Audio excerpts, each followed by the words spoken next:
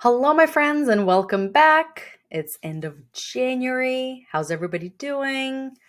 I'm doing amazing. My birthday's coming up in February. I'm turning the big 40. Oh, we're going to have so much fun. I can't wait. So good. And today's topic is particularly one of my favorite topics: how to make the right decision. I coach so many of you guys on second guessing yourselves, of not feeling confident about certain things, of going back and forth and spending time and money stuck in indecision and confusion. And today we're going to clean this all up. Okay, I'm going to teach you today. And I have such a good story about this topic, by the way. But today I'm going to teach you exactly how to make the right decision and what the right decision is. So much easier than you think. It's going to be amazing. Okay, you ready? So you probably know that I live in Nashville, Tennessee. And if you don't know, now you do. And we moved here with my family about a year and a half ago from California. We used to live in San Francisco area. And the story of how I made a decision to move our family in Nashville is very interesting. So I want to say 6 or 7 months pregnant with my son. I have two babies. I have a girl, a 2-year-old, and a 1-year-old son. And I was pregnant with him at the time. And I came to Nashville for a business mastermind, like a marketing business coaching mastermind. And I decided to bring my husband and my 1-year-old daughter with me to stay in Nashville for a couple of days because I always heard about Nashville, such a good city. I almost had my bachelorette party here. And then we ended up going to New Orleans. And I was like, let's just stay here for a couple of days and explore the city. And so here I am at this business conference. And my coach at the time, she was teaching us something. And she just says this kind of casually. She says, CEOs makes decisions fast. And that sentence smacked me in my face. I was like, what? Because in dentistry and medicine, we're so taught that you have to spend a lot of time thinking before we make a decision, right? Like we have, even back home, we have this expression like measure something 7 times and then you cut once, right? Like you have to really think things through, and it's this whole process, right? And then ask everybody, stuff like that, do your research. And she said that CEOs makes decisions fast. And I was like, what is happening right now? And so I finished this mastermind, right? It was like a couple of days, not even a mastermind, it was a boot camp. And me and my husband and my daughter just kind of spending time. It's June, spending time in Nashville. The weather is beautiful. Went to the zoo and we really loved the place. And we visited some friends. And I remember going in Zillow and just looking at how much would the house cost here. And I was shocked at how much less expensive the real estate is in Nashville than it is in Northern California. Like we're talking 2023, right? And so I remember we were at this park and I said, my husband and my daughter is playing. And I tell him, hey, what if we moved? Bear in mind, I am like 7 months pregnant, right? And he's a physician. So he has medical license. I have dental license, right? I have 2 businesses, all the whole 9 yards, right? And I'm like, what if we moved? And my husband, God bless his soul, he's such a good sport. He's like, are you sure? And I decided the CEOs make decisions fast. And at that time, I already had my 2 businesses. And I was like, yes.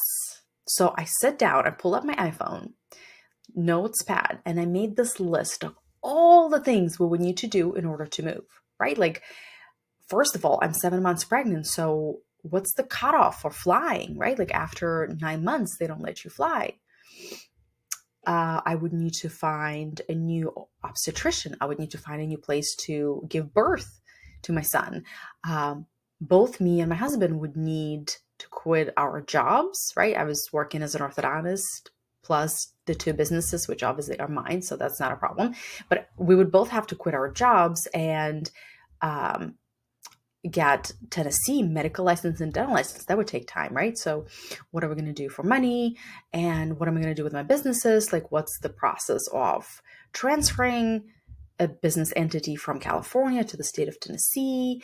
And now we're going to lose our childcare. So we have to find childcare here, right? And like, where are we going to live?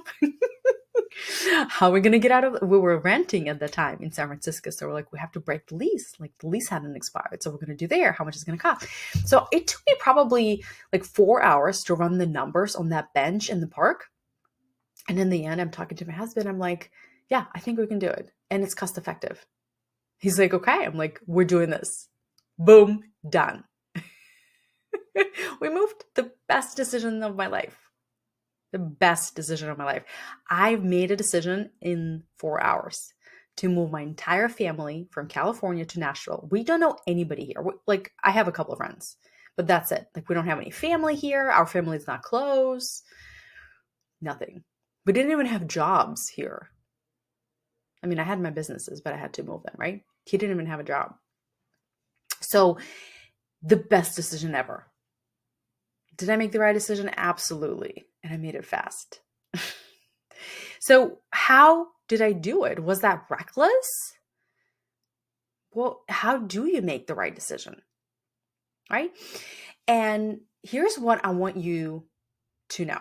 Whenever you're thinking about, or not thinking, whenever you are going back and forth and struggling to make a decision, usually when I ask people why is because they are saying, well, I want to be responsible, right? I want to make the right decision. And when I ask more during my coaching sessions, tell me more about what you're trying to achieve.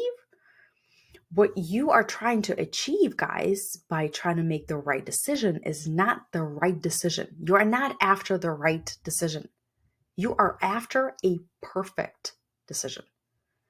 You are trying to calculate in your brain how to make a decision that doesn't have any negative consequences. Whenever you are stuck, that's what you're trying to do. And of course, you know that there's no such thing as a perfect decision. So what makes a decision right? You deciding that this is the right decision and then you having your back on it. Meaning that after you make the decision and the events play out and maybe they don't play out the way you wanted it, you are not going to go back and say, oh, how could I have done it? I made such a bad decision and that caused all these problems and hurt all these people. No. We are always going to have our back on all of our decisions. Maybe in the future we decide that we want to make a new decision, we want to course correct. Maybe this wasn't the best decision, but it was the best decision in the moment. So I want you to never, ever, ever tarnish that relationship and that trust that you have with yourself. So how do you make the right decision? You're going to think, you're going to gather research, you can consult someone, but then give yourself a time frame and make the decision. And the time frame is typically shorter than you think it should be. Okay? Now, here's what I want you to realize is that every decision, air quotes right and air quotes wrong decision, has negative consequences. My friend, any decision. Think about it. You becoming a dentist. Do you think that was the right decision? There's so many negative consequences with it, right? You delayed your first paycheck. All of your friends from college were buying cars and having nice apartments and nicer clothes and going to eat at nicer places, and you were cramming exams and practicums in dental school. And then if you went for residency, that's like even longer, right? Like I've calculated, it took me 16 years to become an orthodontist because I did it on like 3 different countries, 3 different continents.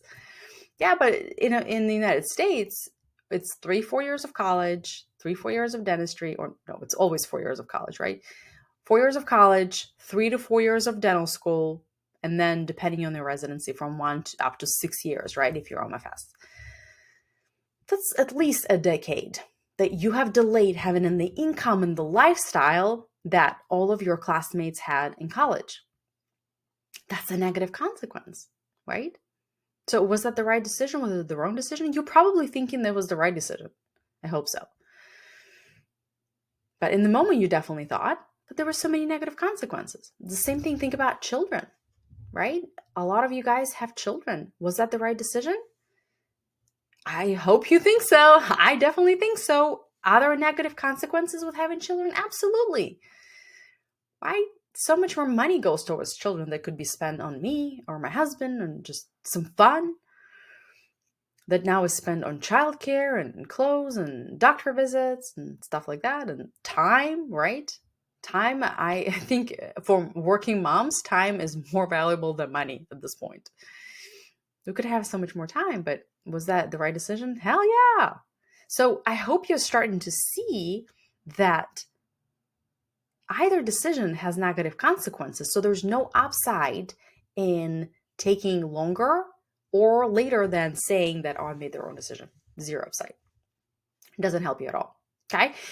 As a matter of fact, even if you take the quote unquote wrong decision, make the wrong decision, you will still get to your goal faster than had you not taken that decision.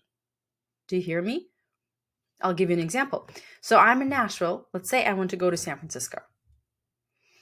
And I am indulging in confusion. I cannot decide, how should I get there? Should I take a flight? Should I fly there? Should American Airlines, United, Southwest? Which one's better? Or maybe should I take a train or should I drive there? Right? Like if I keep spinning, and we do this a lot, like in Amazon, right? Like we're getting lost into the Amazon's choice and this and faster and cheaper. Like 45 minutes later, we're still looking for a plunger, for crying out loud. It cost us 45 minutes. You could have made the decision so much faster. So if I'm indulging in a confusion over how should I get to San Francisco from Nashville, if I started driving, right, like the wrong decision, the longest way to get to San Francisco, but if I started driving right now instead of still figuring out how to get there, I will get there faster because I'm already en route. You see what I'm saying? So making decisions is a skill. How to make a right decision is a skill. And that entails realizing that you are trying to make a perfect decision. And all of us, dentists, women dentists especially, we have all perfectionistic tendencies. So catching them is your secret sauce. I constantly point out to my clients, to my students, this is perfectionism talking, let's redirect, right? Let's not go there. B+ work. So notice that you're trying to make a perfect decision instead of the right decision. Take some time, but not too long time. Make a decision and go. That requires you having your back on that decision, meaning that no matter what, you're not going to blame yourself. You're not going to trash yourself. You're not going to talk down to yourself. And that requires another skill of tolerating failure, right? If you don't have the outcome that you want, failure is just data. That's one of the 10 principles of successful CEOs that I taught you guys last week. And if you want to learn more, I'm hosting a free class. I'm going to tell you in a minute about it. But you just have to learn from this and move on and take another decision. The faster you make decisions, the more successful you'll be, guaranteed. All right, my friends, let's stop spending so much time, so much energy, so much money on indecision. It is creating so much stress for us.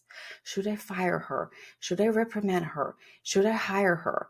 But what if they will quit because of her? It's so much spinning going on in our heads and costing us way too much.